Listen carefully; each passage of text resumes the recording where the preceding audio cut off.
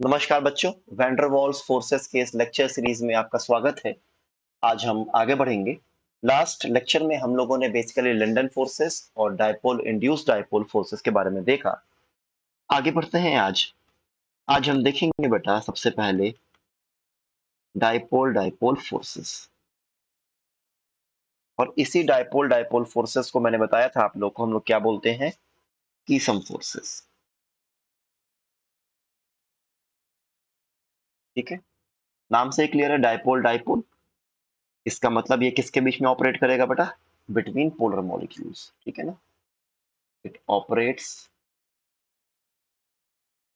between polar molecules which are permanent dipoles. Second point, two kinds of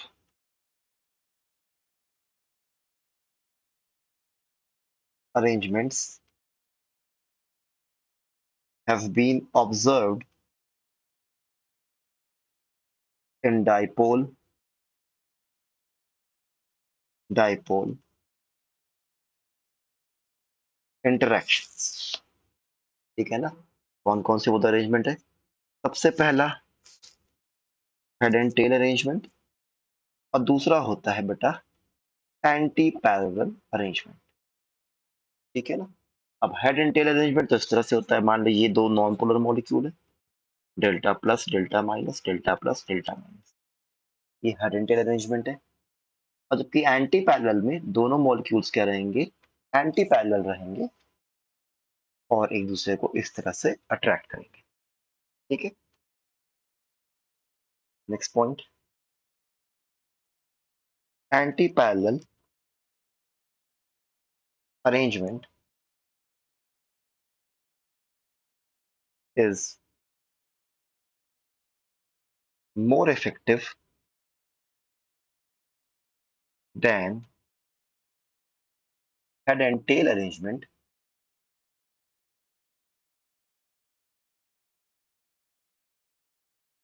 ठीक है,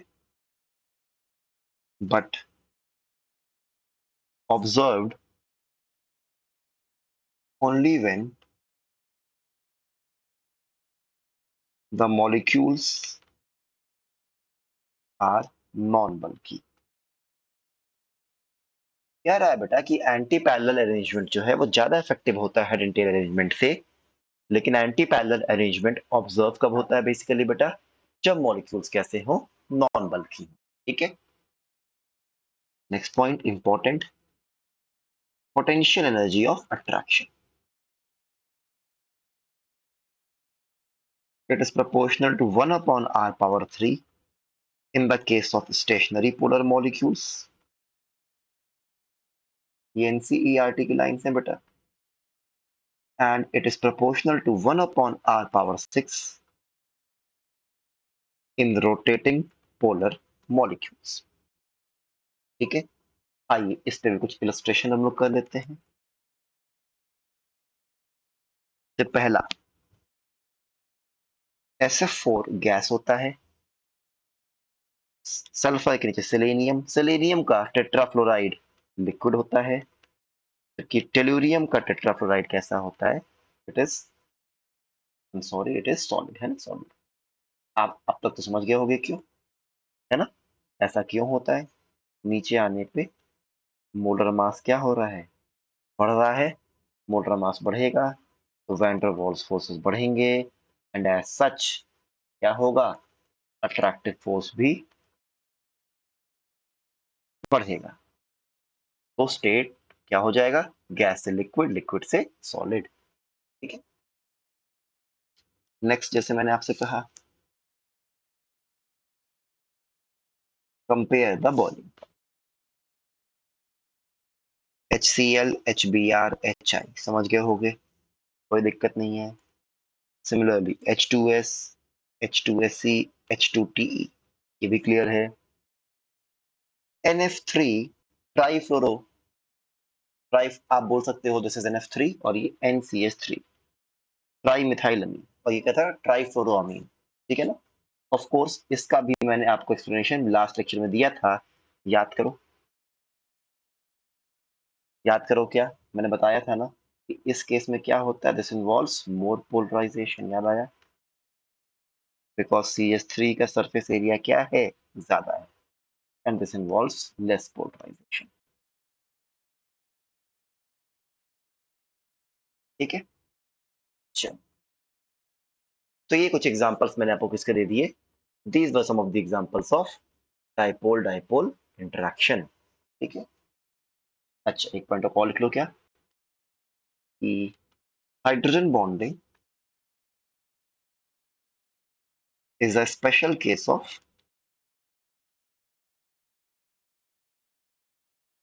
dipole dipole interaction।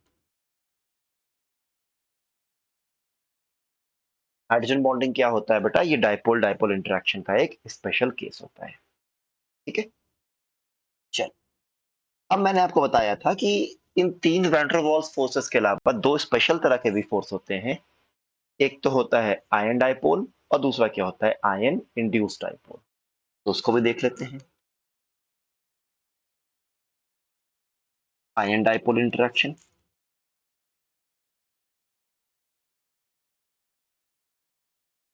अब ये ion dipole interaction क्या है, नाम से क्लियर है, it is observed between ion and a polar molecule. किसी आयन और पोलर स्पीशीज के बीच में जो फोर्सेस ऑपरेट होते हैं वो क्या होता है, ion dipole. In fact in this case potential energy of attraction is proportional to 1/r²। जैसे मैं इसका एग्जांपल देता हूं आपको, आप NaCl एंड वाटर को आपस में मिक्स करते हो ना, तो NaCl पानी में घुल जाता है ना। तो NaCl पानी में क्यों घुलता है बेटा, NaCl पानी में इसीलिए घुलता है क्योंकि सोडियम को एज वेल एज क्लोराइड को वाटर क्या करता है, सॉल्वेट करता है ना, because water is a dipole. तो देखो सोडियम आयन है, वाटर क्या डाइपोल है, तो इनके बीच में जो इंटरेक्शन होता है वही क्या है, ion dipole interaction. Similarly for chloride ion, हालांकि क्लोराइड आयन के लिए वाटर सॉल्वेशन किस सोर्स से करेगा, हाइड्रोजन की तरफ से। Let me draw the diagram for you people बेटा। ठीक है, something like this. I think आप मेरी बात समझ रहे हो। ठीक है, नोट, क्या नोट करना है, इन सम केसेस, कुछ केसेस में the ion dipole interaction becomes very strong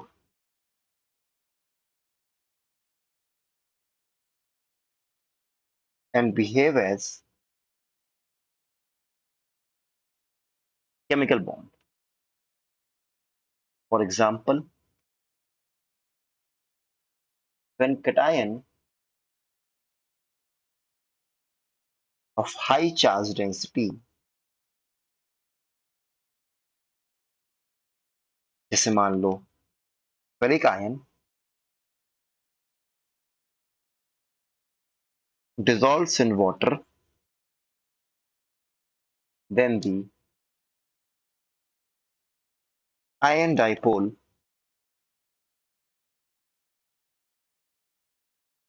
interaction becomes very strong and act as chemical bond, in this case dative bond, जैसे Fe+3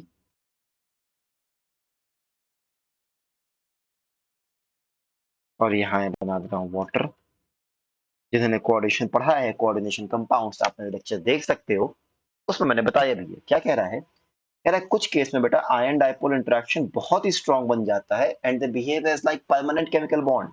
जैसे जब cation having very high charge density, ferric ion आप लो, उसको जब हम water में dissolve करते हैं, then ion dipole interaction becomes very strong and act as chemical bond, that is dative bond.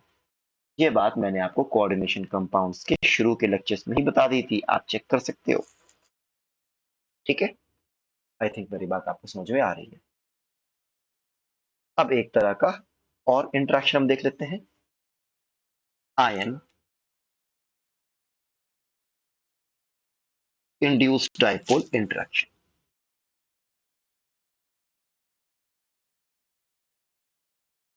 अब नाम ही से क्लियर है इसका, क्या नाम है, आयन इंड्यूस्ड डाइपोल। अब जब नाम आयन इंड्यूस्ड डाइपोल है तो जाहिर सी बात है किसके बीच में होगा, इंड्यूस्ड डाइपोल किस में होगा, नॉन पोलर मॉलिक्यूल में ना। इसका मतलब it is observed between ion and non polar molecule. ठीक है, जैसे कि आप समझो, एग्जाम्पल,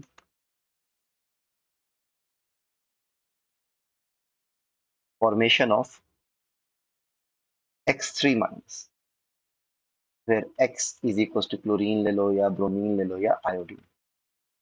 कैसे बनता है, I माइनस प्लस I2। ये I माइनस क्या है, आयन है, और ये क्या है, I2।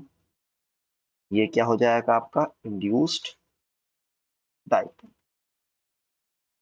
Delta plus delta minus it forms I3 minus. Chemical bonding में इसकी शेप, ज्योमेट्री सब पढ़ाई जाती है, याद आ रहा है कुछ इस तरह से। sp3 डिहाइब्रिडाइजेशन होता है, लीनियर शेप होता है। ठीक है, क्या मेरी बात क्लियर है आपको।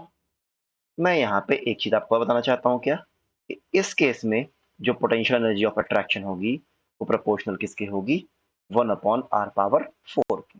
तो लिखो कि potential energy of attraction is, potential energy of attraction is proportional to 1/r⁴। क्या मेरी बात आपको समझ में आ रही है, देख लो, इसमें कोई दिक्कत तो नहीं है। ठीक है, चलिए आइए एक दो क्वेश्चन में आपको और कराता हूँ।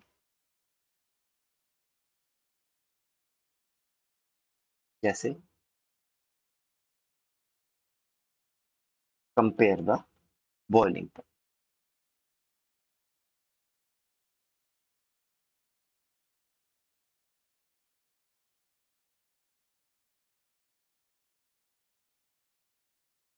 ये समझ रहा हूँ ना बेटा क्या है, मैं बस कार्बन का स्केलेटन बना रहा हूँ, हाइड्रोजन आप लगा सकते हो। ये तो एन पेंटेन, ये आइसोपेंटेन, और ये नियोपेंटेन।